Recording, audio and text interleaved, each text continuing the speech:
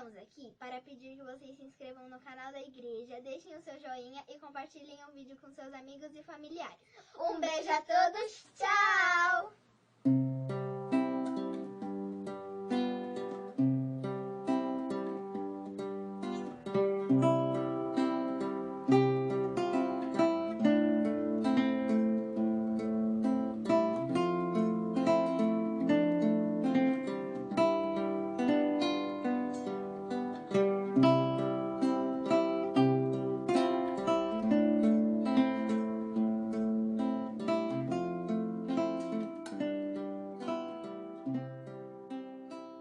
Graça e paz, queridos.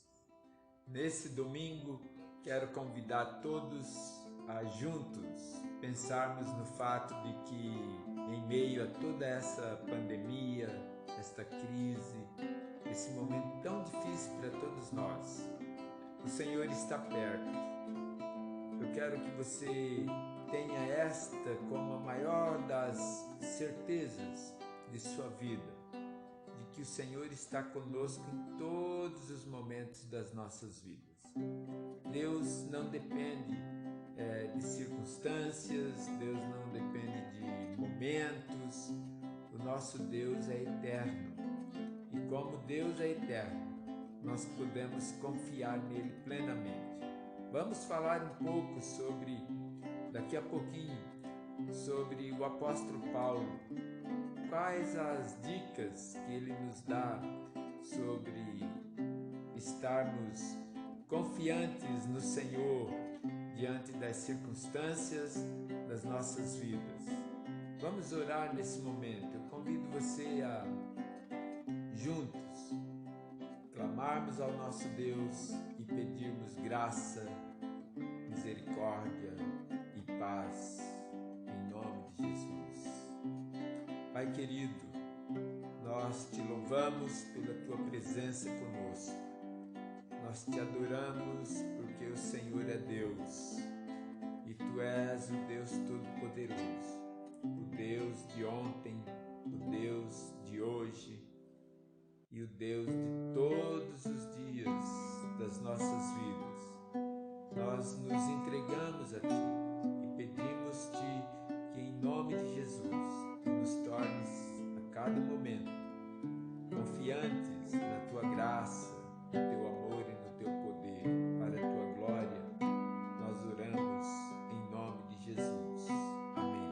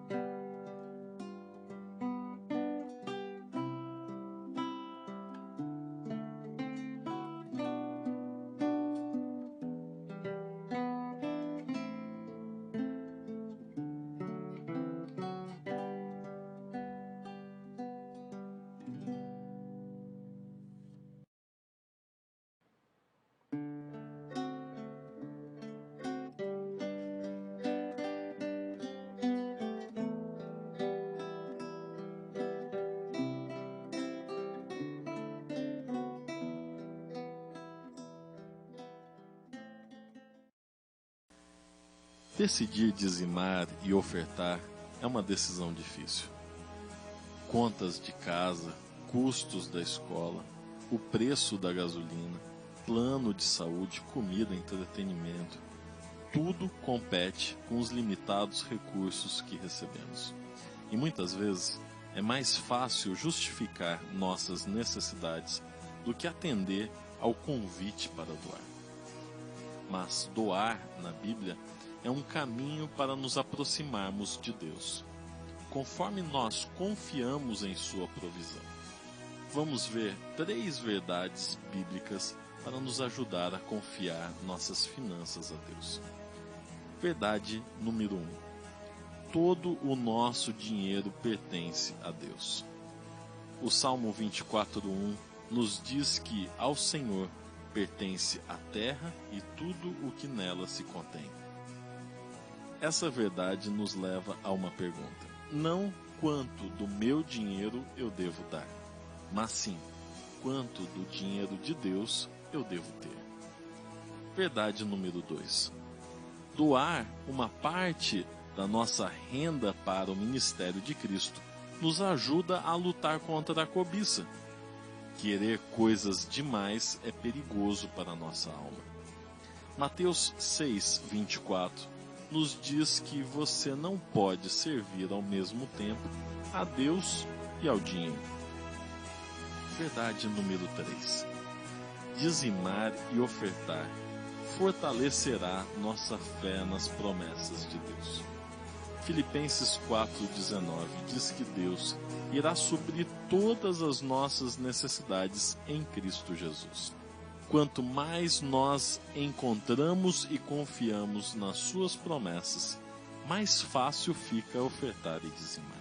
Em Mateus 6:21, Jesus afirma que onde nosso tesouro está, lá também estará o nosso coração. Então, cada vez que você se deparar com a escolha de doar ou não doar, lembre-se de fazer uma pergunta de fé. Eu confio nas promessas de Deus?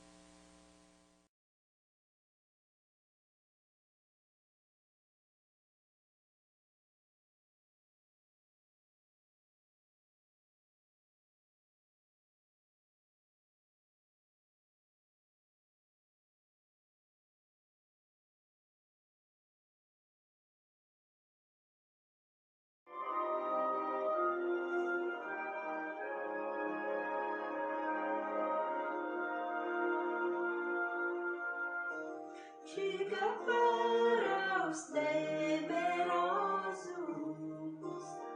não nada temer. Poderoso é o teu Senhor, quando clama o seu nome. Ele então virá.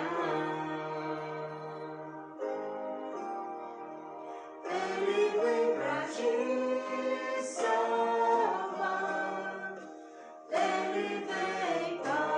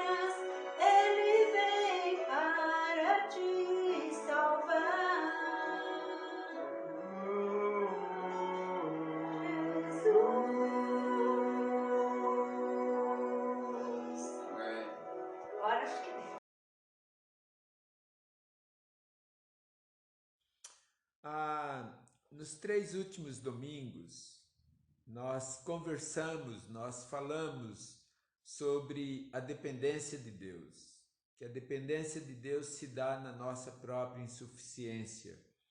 E nós aprendemos com 3 figuras interessantes que nos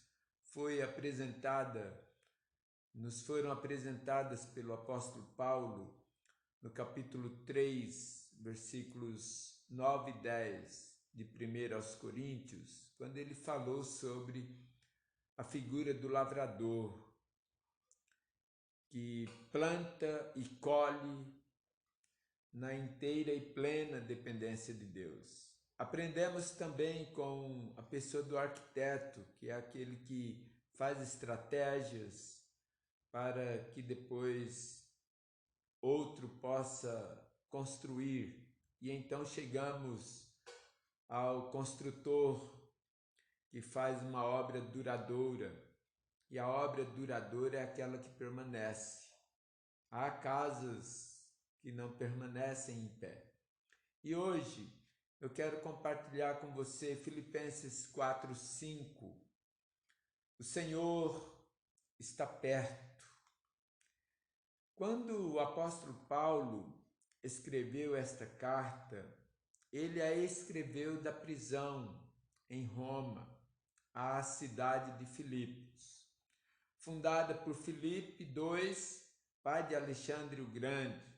Ela foi escrita cerca do ano 62 depois de Cristo, foi enviada à igreja que ele fundou em Filipos na sua segunda viagem missionária, que está registrada em Atos capítulo 16. Esta é a carta da alegria. O apóstolo Paulo menciona pelo menos 19 vezes nos 4 capítulos as palavras regozijo, gozo, alegria e contentamento. Se há uma coisa que perturba-nos é quando nós perdemos o gozo de viver, o regozijo de estar na presença do Senhor, a alegria com a qual nos alegramos com as pessoas e também o contentamento. Estar contente é estar satisfeito. Quando o apóstolo Paulo escreveu esta carta, falando de gozo, de regozijo, de alegria e contentamento, ele a escreveu no momento de dor. Ele estava preso. Ele escreveu no momento de necessidade. Ele estava só. Ele escreveu na prisão. E ele escreveu também no momento de enfermidade. Mas ele diz uma coisa tremenda, maravilhosa, no capítulo 4, versos 12 e 13 de Filipenses. Veja só o que ele diz. Sei o que é passar necessidade e sei o que é ter fartura. Aprendi o segredo de viver contente em toda e qualquer situação, seja bem alimentado, seja com fome, tendo muito ou passado necessidade. Tudo posso, verso 13, naquele que me fortalece. Tudo posso naquele que me fortalece diante destas circunstâncias. Veja o imperativo no capítulo 4, versículo 4. Alegrem-se sempre no Senhor. Novamente direi, alegrem-se. Não é uma opção, é um mandamento para a gente obedecer, para a gente pedir para o Senhor graça para passarmos por momentos difíceis. E lembre-se também, o apóstolo Paulo não estava num hotel 5 estrelas, como eu já disse algumas vezes na igreja. Então ele fala de alegria no sofrimento, capítulo 1, de 1 a 30, alegria no serviço e no servir ao Senhor, capítulo 2, alegria no crer e confiar, capítulo 3, e alegria em ofertar, em dar, capítulo 4. Então nós vemos o apóstolo Paulo manifestando a alegria dele em toda esta carta. O tema geral, então, desta carta é a alegria. Porque qual é o mandamento mesmo? Alegrai-vos sempre no Senhor. Outra vez digo, alegrai-vos. Não dá para se alegrar nas circunstâncias. Não dá para se alegrar com o coronavírus. Não dá para se alegrar com a miséria. Não dá para se alegrar com a morte. Não dá para se alegrar com coisas ruins. O apóstolo Paulo nos fala dos ladrões que nos roubam a alegria. E dentre elas, nós encontramos, segundo Webster, um comentarista bíblico, as circunstâncias que nos levam a preocupações, as pessoas que têm a ver com os nossos relacionamentos, as coisas que têm a ver com a idolatria e a preocupação que tem a ver com excesso. Então, meus queridos, as circunstâncias ou a preocupação causa em nós o pânico. Sabe o que é pânico? Pânico é o medo do medo e nós devemos tomar cuidado com isso. A ansiedade, que é aquele sentimento que divide a nossa mente entre o que é real e o que é fantasioso. Mas também as circunstâncias, a preocupação pelas circunstâncias nas quais vivemos pode nos levar à depressão. Depressão é buraco. Depressão é quando você perde o desejo de querer, perde o prazer pelas coisas. Mas também o apóstolo Paulo fala que as pessoas podem nos levar a perdermos a alegria, ou as pessoas, ou determinadas pessoas, podem ser um fator de problemas, ou roubar a alegria do cristão. Então devemos tomar cuidado, sabe com o quê? Com os nossos relacionamentos. Agora que nesse tempo de confinamento, estreite seus relacionamentos familiares, com a sua esposa, seus filhos. Cuide com os conflitos. Busque a paz com todos. É o que o apóstolo Paulo nos orienta. Quando depender de vós, tende paz com todos os homens. E também uma terceira coisa que pode roubar a nossa alegria são as coisas. Cuide do seu coração. Não coloque o seu coração nas coisas. Agora, de repente, com esta situação nova em que nós estamos vivendo, a gente começa a enxergar quanta coisa a gente tem em casa, nas quais a gente tropeça. E Jesus, em Mateus capítulo 6, verso 21, ele diz: pois onde estiver o seu tesouro, aí também estará o seu coração.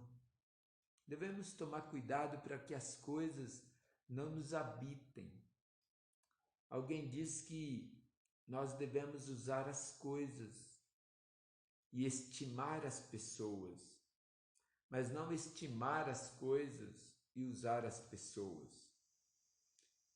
E o quarto ladrão da nossa alegria pode ser a preocupação. O que é preocupação, afinal? É o excesso.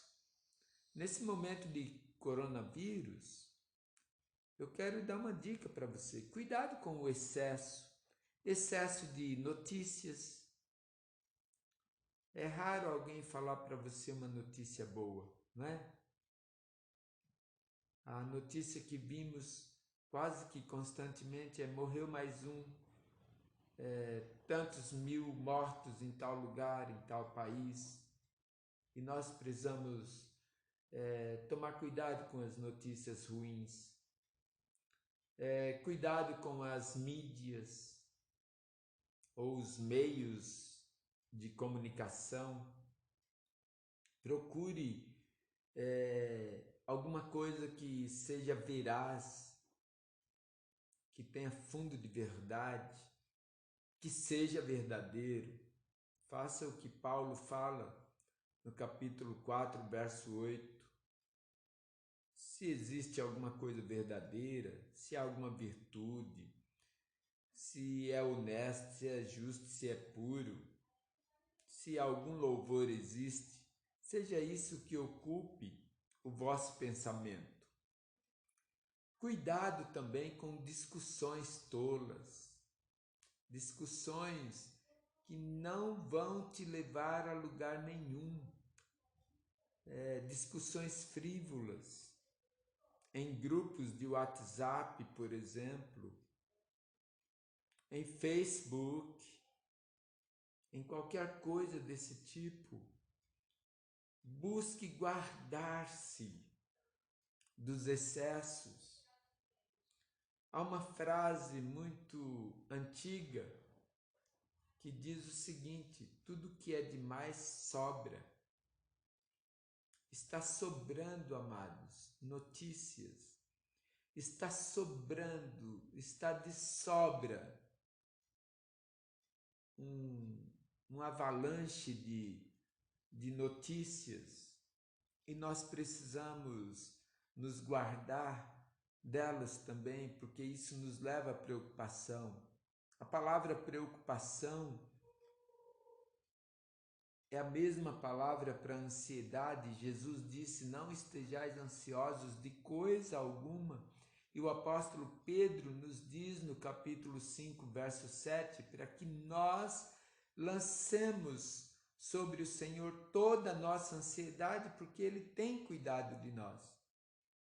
Então, isso significa que eu tenho que cuidar menos, ou que eu não preciso cuidar de algumas coisas que me inspiram cuidado em excesso.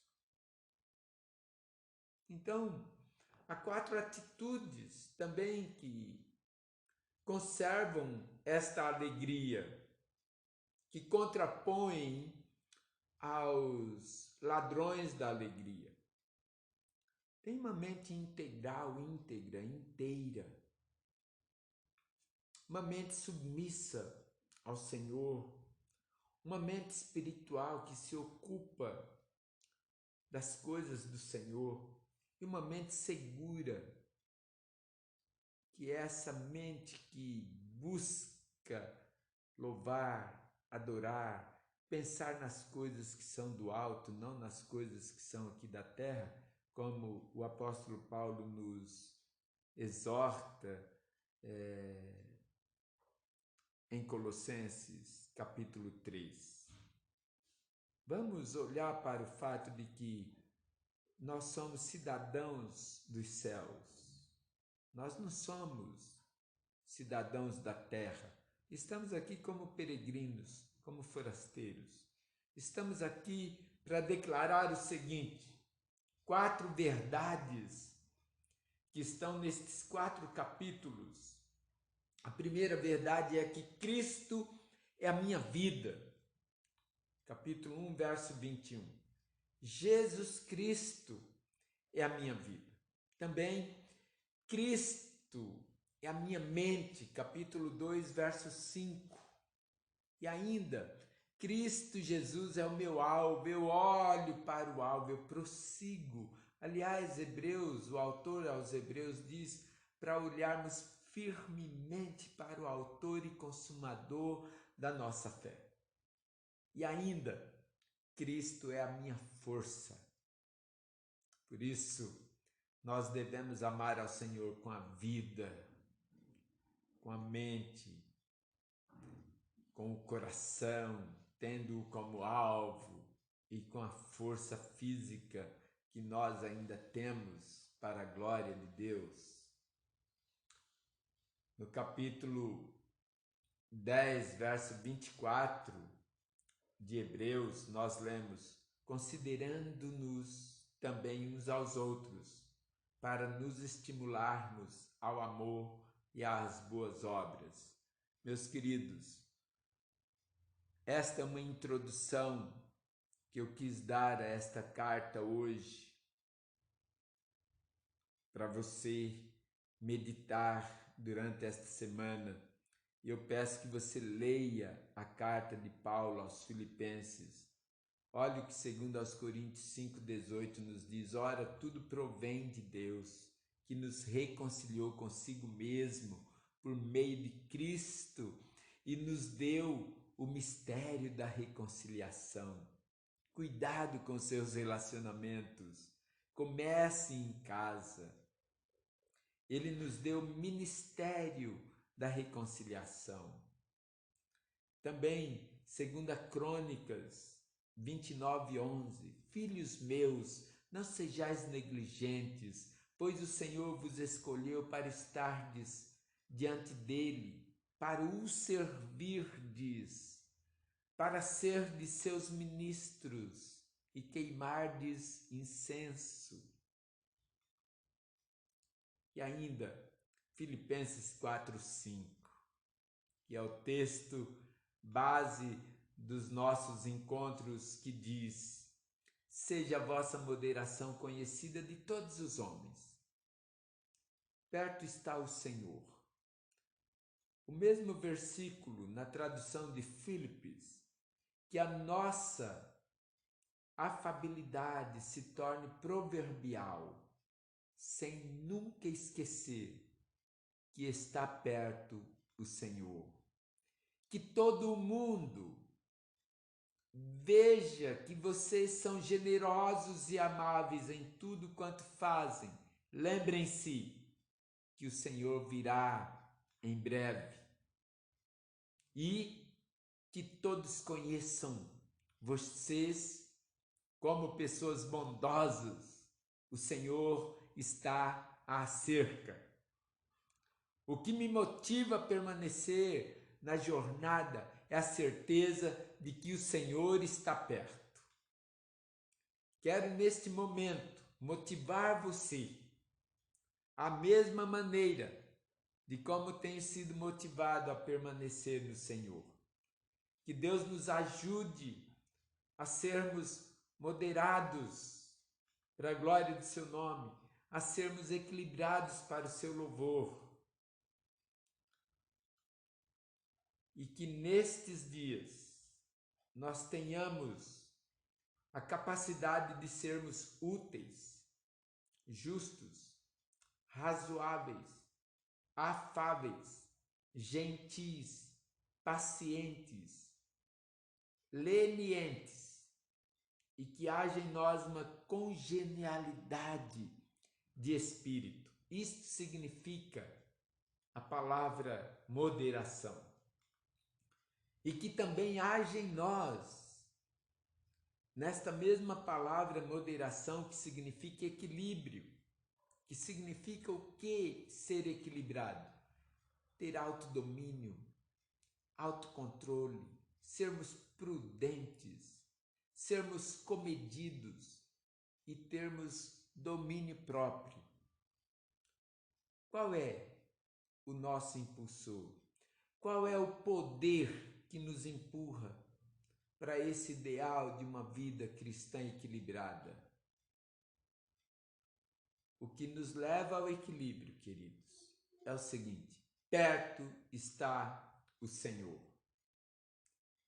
E no próximo domingo nós continuaremos com esta mensagem. O Senhor está às mãos.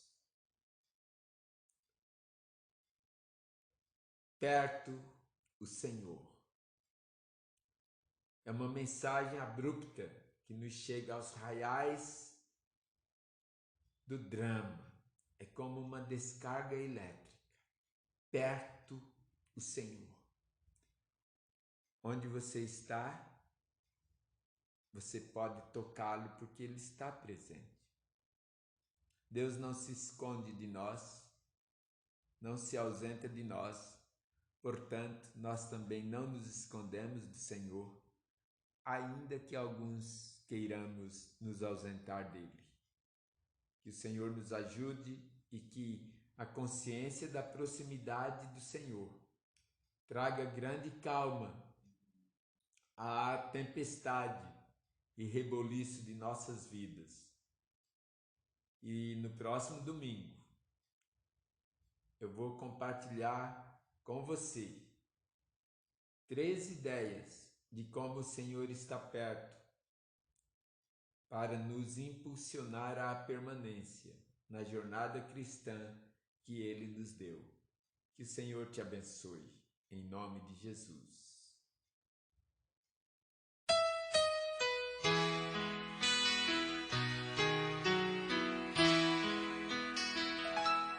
No momento em que aceitei ao meu Jesus, minha vida logo se modificou.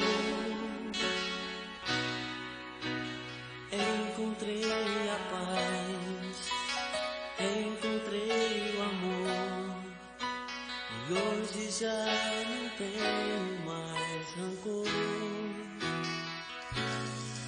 Aprendi a amar o próximo também, perdoar aquele que me ofendeu. Deus ama você, eu amo também, por isso é que eu estou sempre a cantar, estará.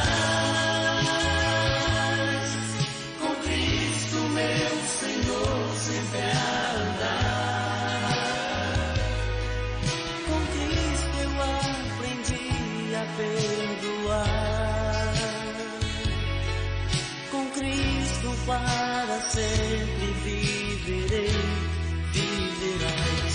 E você que anda neste mundo sem razão, aprenda a perdoar o seu irmão. Viverei, viverás.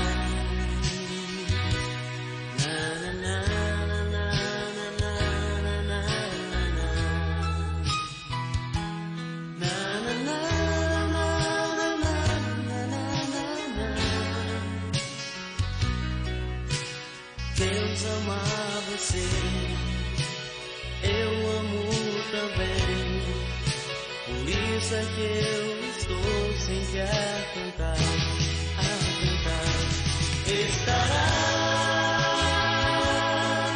com Cristo meu Senhor sempre a andar, com Cristo eu aprendi a perdoar. Para sempre viverei, viverás. E você que anda neste mundo sem razão, aprenda a perdoar o seu irmão. Viverei, viverás.